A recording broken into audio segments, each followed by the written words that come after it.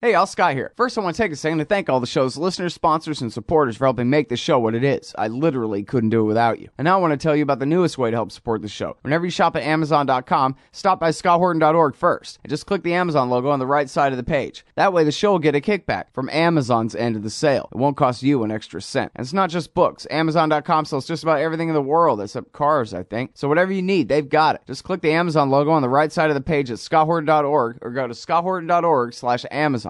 Our next guests are Justin and Jessica Pavoni. If I can read my own handwriting right. Pavoni, right. And they are of the U.S. Air Force. Welcome to the show. How are y'all doing? Hi, we're doing well. How are you, Scott? I'm doing great. I really appreciate y'all joining us on the show today. And I guess I could have worked out the logistics a little bit better first, but that's all right. We can trade off the phone back and forth. You guys decide which questions, who wants to answer, and all that. But nice to meet you. And I guess, first of all, can you go ahead and introduce yourselves and tell us, name, rank, serial number, where you're from, and what are you doing there, and all of that, and then we'll get into the good stuff. Sounds like somebody's been through SEER training, but my name is Jessica Pavoni. I'm a captain in the Air Force Academy grad in 2006, and was an AFSOC pilot for about 4.5 years. Just got qualified as a C-130 pilot a couple years ago, and I'm a conscientious objector. I'll pass you off to my husband. Yep. Yeah, I'm your first Academy graduate. We were 2006 together. My wife and I started dating in pilot training. I got married in 2008, and since then, between the two of us, we've been on 10 deployments. Jess has been 5 times to Afghanistan, twice to the Horn of Africa, and once to Southeast Asia. And I've spent a couple of tours in Afghanistan. I'm a Strike Eagle pilot formerly, and we both recently put in a conscientious objection package in the last year or so. So we're just waiting to hear back from the Air Force at this time.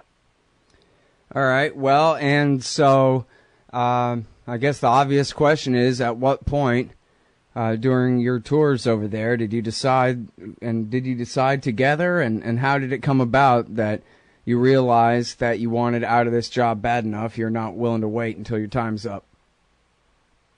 Yeah, so it wasn't really any one particular point. I'd say it was a sequence of kind of big life-changing, opinion-changing moments.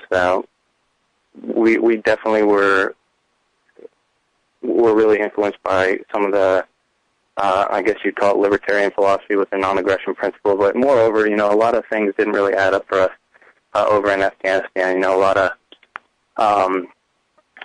I guess you could say, things that you expect your country to do with regards to following the Constitution and, basic rule of law stuff that turns out not really to work the way, maybe you thought it did when you first signed up. So in terms of the occupation, how do you mean?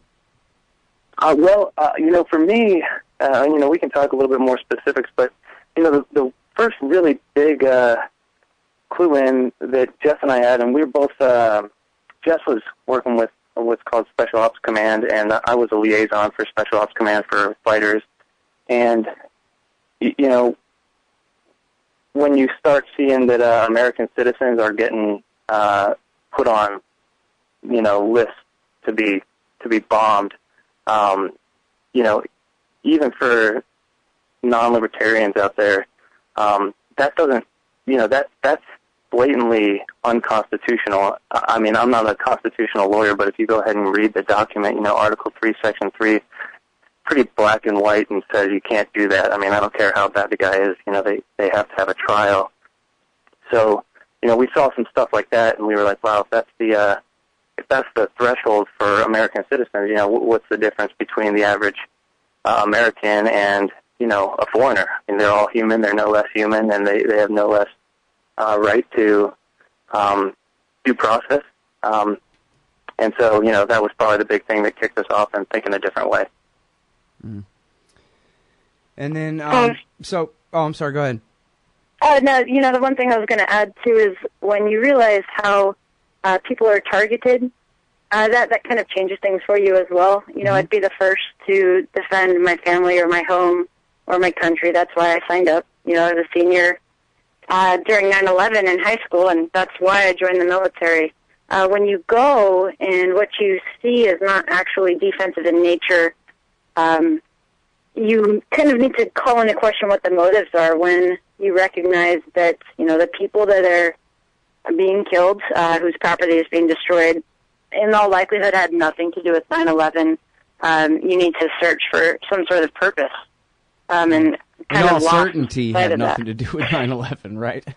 Yes, you're absolutely right. Yeah. I mean, I remember reading only, or something like 92% of Afghans had never even heard of such a thing. And you got to imagine the pollsters probably never really left Kabul in the first place, Never mind out in the countryside.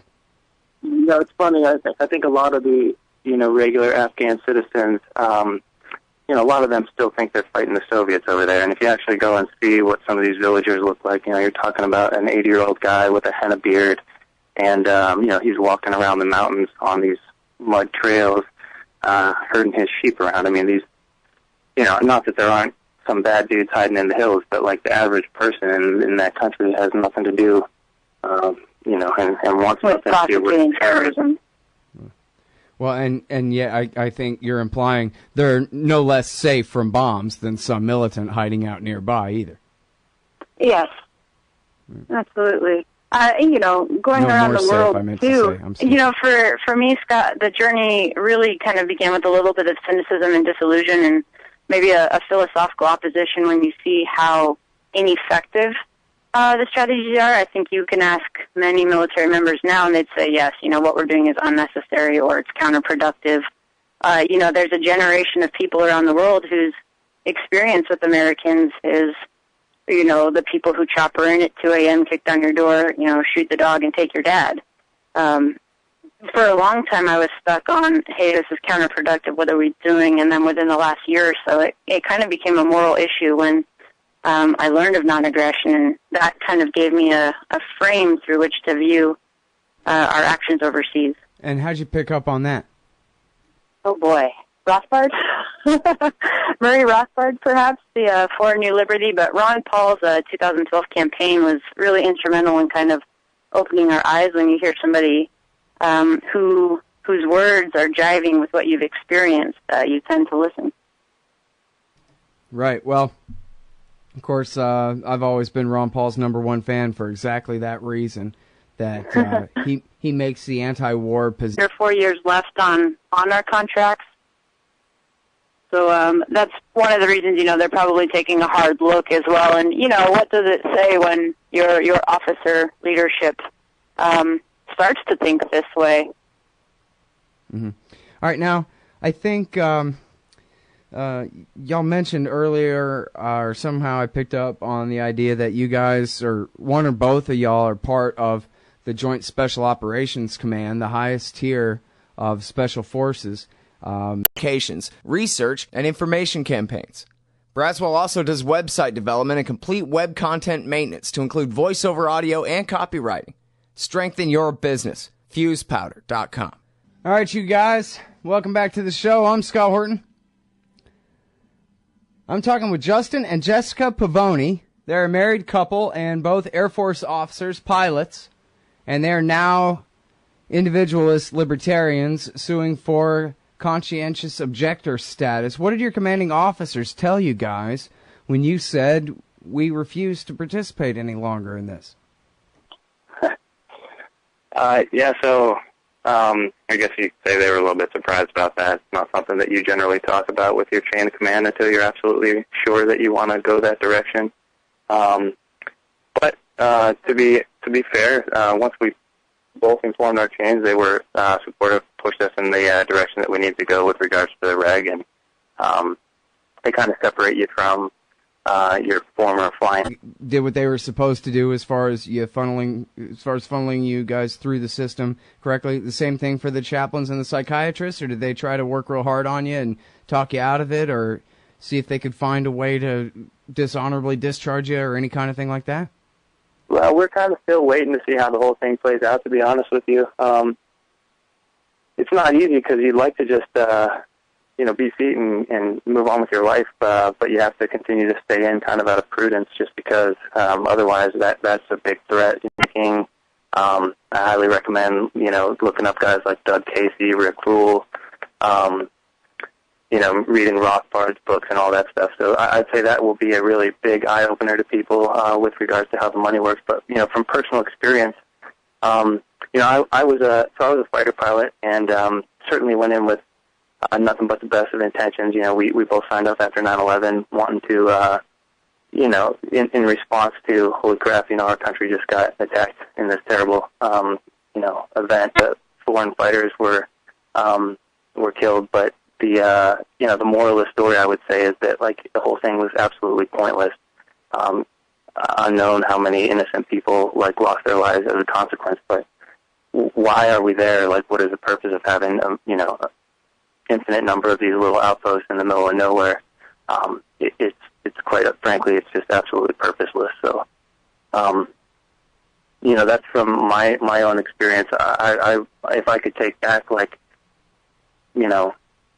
being a part of it, it's kind of a hard one to say you'd take back, because from a tactical perspective, when a bunch of American dudes on the ground get attacked, you want to defend them, but from a strategic perspective, you're like, why the hell are they on the ground in the first place? So, you know what I mean? Right, yeah.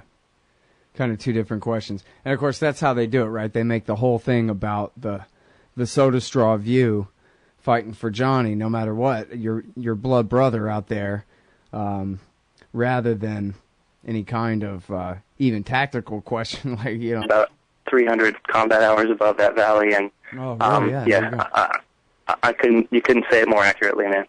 So you're right. Sorry about that. It's horrible. It's like it's on horrible. Autopilot, right? There's your metaphor from your career, though. So if I can maybe say one more thing, sure.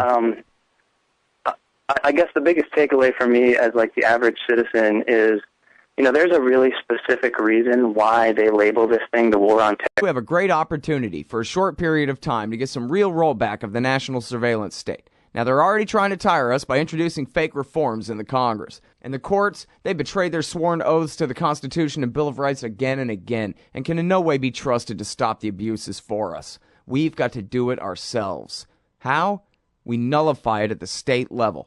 It's still not easy, but the Off Now project of the 10th Amendment Center has gotten off to a great start. I mean it. There's real reason to be optimistic here. They've gotten their model legislation introduced all over the place. Inscribe today. It's just $25 per year for the back pocket size print edition, $15 per year to read it online. That's the future of freedom at fff.org/subscribe.